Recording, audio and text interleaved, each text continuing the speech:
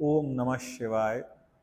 पुष्पदंत भगवान शिव की स्तुति में एक श्लोक भगवान को अर्पण किए जा रहे हैं। और 15वां श्लोक जो है बहुत सुंदर बात कही।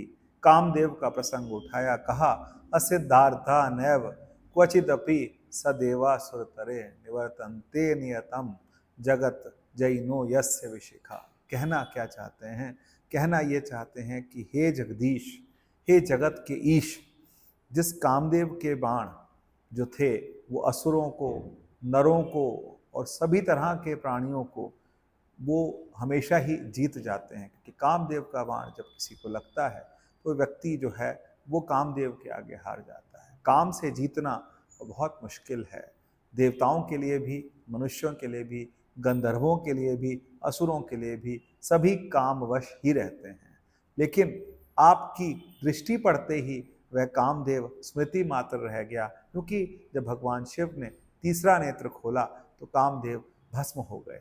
तो कामदेव को देवताओं ने, सबने कहा कि आप ही जाकर के ये कार्य कर सकते हैं कि भगवान शिव को उनकी तपस्या से उठाएं।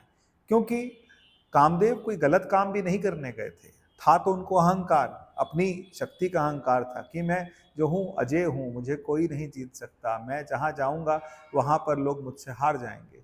तो कामदेव को कुछ अहंकार भी था और कुछ सब देवताओं ने भी विनती करी कि आप भगवान शिव को उनकी तपस्या भंग करें, क्योंकि माता पार्वती जो है बहुत समय से तपस्या कर रही हैं। और तपस्या के बाद लेकिन जब कामदेव गए और उन्होंने भगवान शिव को अपने बाण मारे तो भगवान शिव ने आँख खोली, और आँख खोली, तीसरा नेत्र खुला तो कामदेव भस्म हो गए। कामदेव का अहंकार भी जो था वो समाप्त हो गया।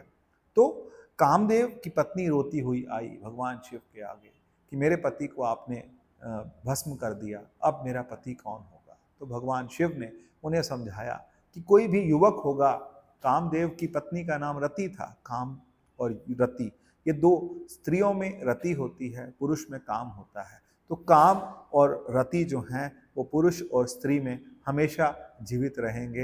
ये बात भगवान शिव ने कही। और एक बात और कही कि भगवान कृष्ण का जब जन्म होगा और उसके बाद भगवान कृष्ण का पुत्र होगा, तो पुत्र जो थे प्रद्युम्न थे, और कहा जाता है कि प्रद्युम्न बहुत सुंदर थे और प्रद्युम्न जो थे वो कामदेव का ही अवतार थे। भगवान शिव बहुत दयालु हैं, उन्होंने कामदेव को भस्म करने के बाद भी उन पर दया की और उनको नया जन्म दिया कृष्ण के पुत्र के रूप में।